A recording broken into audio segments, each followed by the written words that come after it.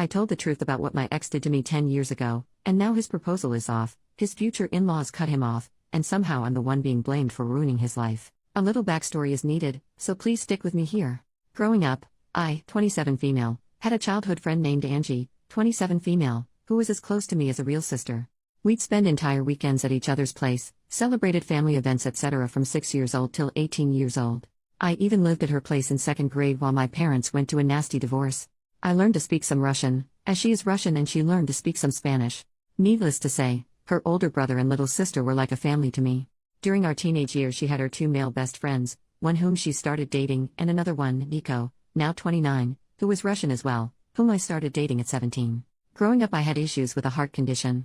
I won't bore you with the details, but I had to take a lot of meds, but got healthier starting from 16. I didn't have to take them daily but only when my heart rate became irregular, but then immediately, as it would become extremely painful, my heart would cramp and I would start to hyperventilate. All my friends knew this, Nico included, and that I would black out if my meds got taken with alcohol.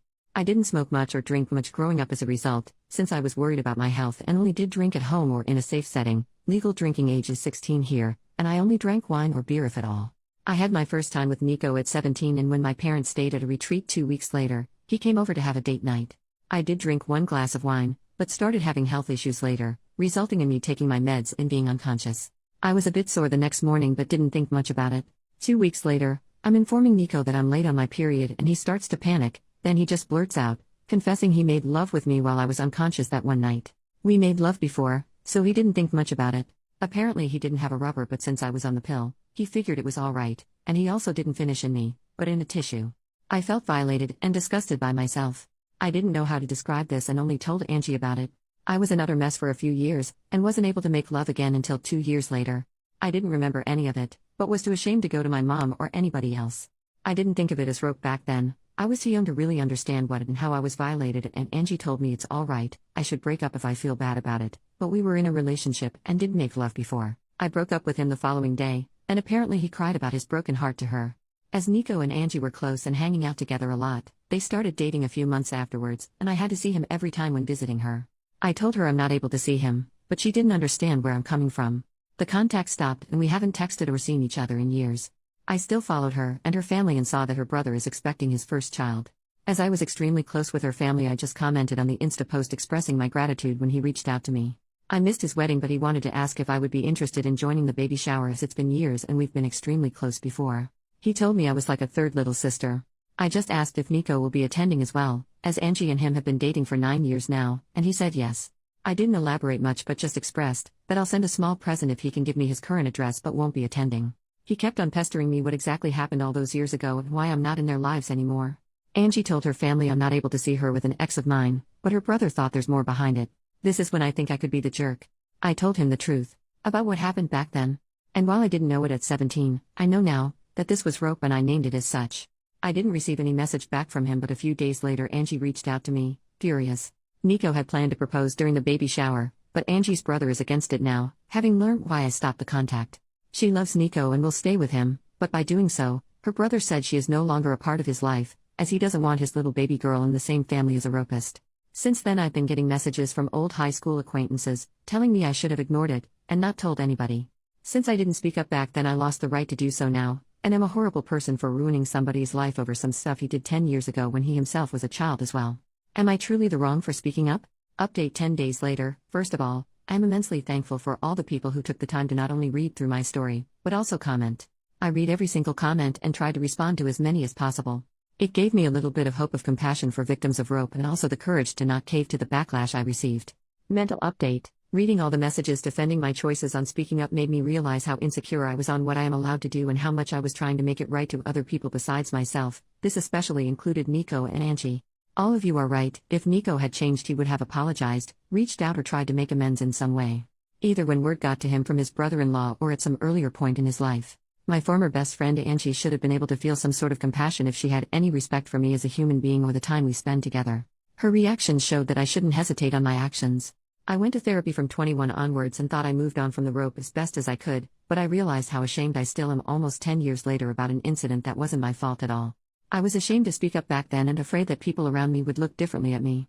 And somehow I still felt bad about speaking up today, so I'm trying to own what happened to me now and not apologize for other people's behaviors, especially as they don't even show me respect. What happened since then? I archived every nasty message I got on WhatsApp so I wouldn't have to read them, but would have the proof if needed at a later point. Angie's mom called me the following day of the incident, crying. I shouldn't have answered the phone, but during the 10 years of friendship I saw her as an aunt, almost a second mom. She'd always joked that while her children would run around the house doing whatever, I would always take the time to drink a tea and talk with her, showing her more love and time than her actual children. While she said she's sorry for what has been and for what I went through as a child, she couldn't believe that I would ruin Angie's happiness over something like that. With Angie's brother refusing to have Nico as part of the family and Angie standing by Nico's side, it's divided their family and she is heartbroken. She has grown to love Nico like family as well and has known him for nothing more than a considerate young man who she knows will make her daughter happy. It wasn't nasty names or angry talk, just a heartbroken mother who faked to acknowledge my pain and saw the fault in me. Angie's mom tried to get me to apologize or to take it back, but I refused as I don't see the fault in me. With everything that has happened, I believe that Nico hasn't changed and is just hiding it better somehow. He can see how people are standing by him and supporting his behavior, so he won't have to change. And that is something I didn't want to indulge. Angie's mom not even once used the word rope, and I tried to correct her every time she talked about it, trying to name it for her to understand better, but she would just start sobbing more and it didn't make sense for us to continue to talk. Angie's mom used to be in contact with mine for some time, and she reached out to her after our talk. I was afraid that my mom would find out, since she's from a more conservative background. We had a long talk and I didn't get to see her, physically, yet, but she apologized for not being there for me or not making me feel like I can talk to her. I tried to calm her as best as I could, but when she asked me if my current partner knows I was used like that, I got angry. She was scared my partner would leave me if he found out, implying it was something that made me less precious or appealing. When she asked me to keep it a secret from our family abroad and in our country, I hung up. She was acting exactly the way I was afraid she would, as if it's something shameful. It was especially hard as I am trying my best to move away from the feeling of shame. She has since apologized, but it's clear that her view of me has changed. I don't yet know how to deal with it, but that's something to worry about in the next few weeks. As some of you suggested, I wrote Angie's brother, Sven, again and apologized for the mess, but I'm glad that it is out in the open and how proud I am that he's defending his family. I asked if his old email is still working as I would just send a gift card. He didn't respond, but I got a message from his wife 2 days ago.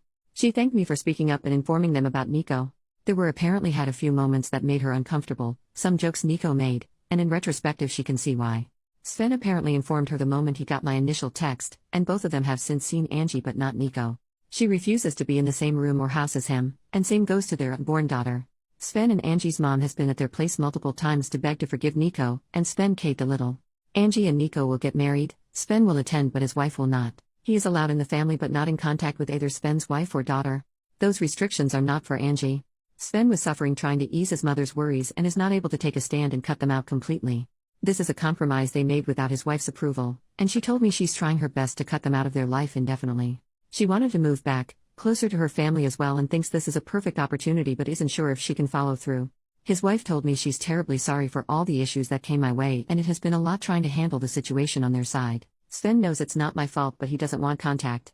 It's hard for him to talk or see my name because even though he knows I'm not the guilty party, in some way I was the bearer or bad news and he sees me as the start of all this drama. She told me a few times that neither believe I'm the bad guy, they just are tired with everything and it's just been extremely hard on them. That's all that has happened so far. I am frustrated about how everything came to be. It feels like Nico will just continue with his life without having to be remorseful. I didn't want him to suffer, but I think some part of me wanted to at least receive some kind of apology for all the suffering I went through afterwards. I'm having to deal with my mother and her changed shameful view on me, and even though I'm happy it's all out, it's extremely hard to stand by my choices. My partner and my best friends both have been my shoulder to cry on during this ordeal. Especially my best friend was enraged for me, and I am extremely grateful to have both by my side. Right now I'm just emotionally drained, but I'm sure it will be better once a few weeks passes.